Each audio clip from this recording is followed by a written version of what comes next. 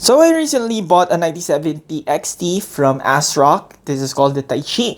The sole reason I bought this over the rest is because it has an RGB fan. I don't like the white because it doesn't match the theme of this build.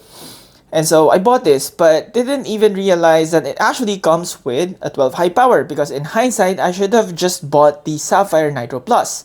But anyway, it's here, so yeah, this is what I've got. So this actually comes with an adapter wherein you will have to run 3 PCIe 8-pin connection into 112 high power. Well, that's cool and everything because according to the tests, this can easily pull up to 440 watts. I undervolted it, but almost with the same performance, if just exactly not the same. This pulls around 350, I think, or less. So anyway, point here is that I bought a custom cable from Seasonic themselves that you only need to PCIe, and it goes straight to your power supply. And Seasonic power supply is cool and everything, so it can handle it just well, even though it's only 2 PCIe. So anyway, I also bought these custom combs. I forgot the site, but whatever. It actually looks nice here, except that this connection for the sensing pins can't be kept hidden because it's one piece instead of two, wherein the combs can handle only two, not just a single one. So anyway, it looks good here except for the ones underneath. Now, it doesn't look offensive to me, but you know, I still wanted to be. So another thing I have are custom cables. So I have my home PC, and it is an ITX, and I have a hard time putting in or taking in or out the video card. Hence, I bought these cables, custom ones, and you can put this directly to your power supply. Of course, given that they know what manufacturer you have or the exact model, and they can do this for you. So I'll put this in my S400, change its cables, and see how easier it will become. But it's actually quite a lot of work, so let's see how it goes.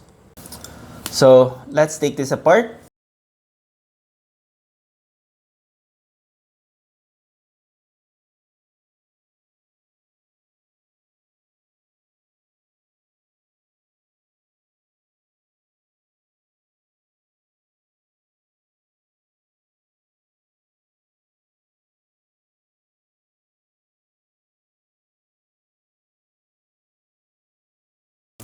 So I took out all the cables, but also I will still be using this. This is the SATA power for my SSD, because that's actually my boot drive and not a Gen 3 drive, just personal preference, I think. And I think, yeah. So the motherboard stays here. Take it out first. And I'll put in some, okay, I will take this out. So I just need one SATA. I harvested its stuff away. Wow, kinda janky now that I think about it. But, you know, for as long as it works.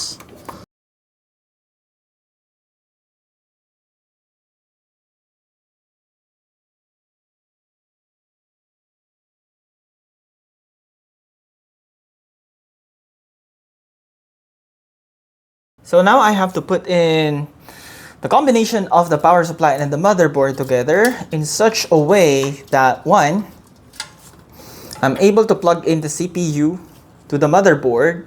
And let's see, because I think I need to secure this first. I mean, the power supply. So yeah, I changed the angle just so it's a lot easier to see things. So now the challenge really here, one is the motherboard. So I have to put it in, but before I officially put it in, I need to put the cables already. So the CPU. Okay, was able to secure it in. So now,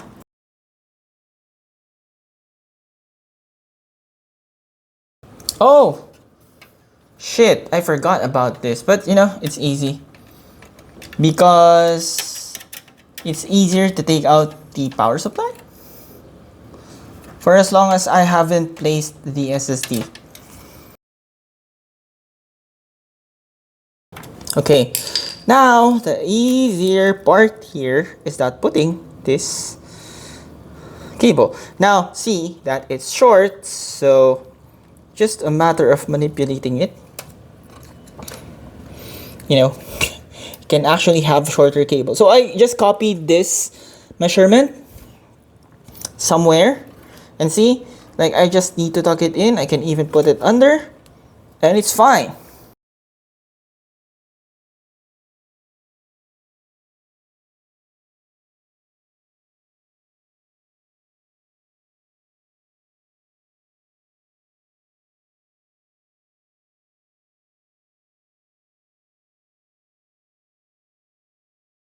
So yeah, essentially that's it. Again, I don't even need to do anything. USB-C will be left unpopulated because my motherboard doesn't have it. So it's just a matter of tucking it in again.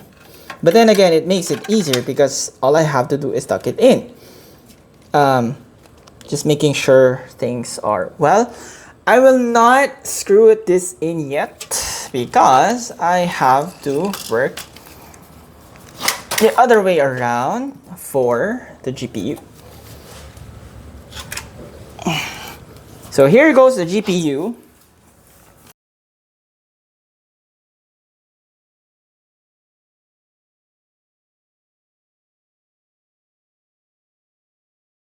Since the cable are more flexible now, I didn't even have to put an effort.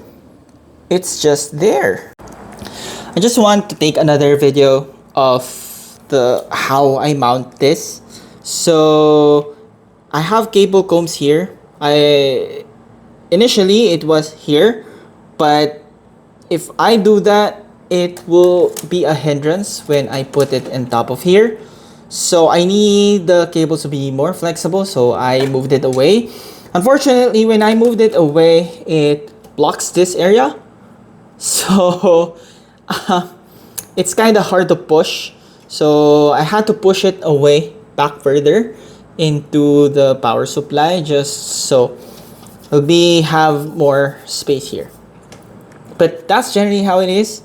The PCIe still sucks, I think. So yeah, it is what it is. Again, let's see if it works.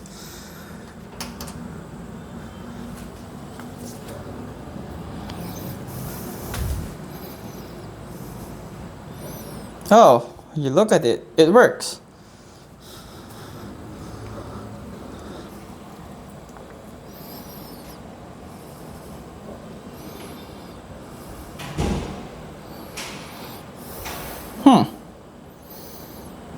Is the cable worth it? Probably not. Again, it doesn't make it easier. But then again, it's the PCIe's fault, probably. My plan actually, why I did that is because I plan to take this video card often out. And so I don't want it to be difficult. Hence, yeah, the custom. But yeah, it is what it is, but I was able to organize some stuff. So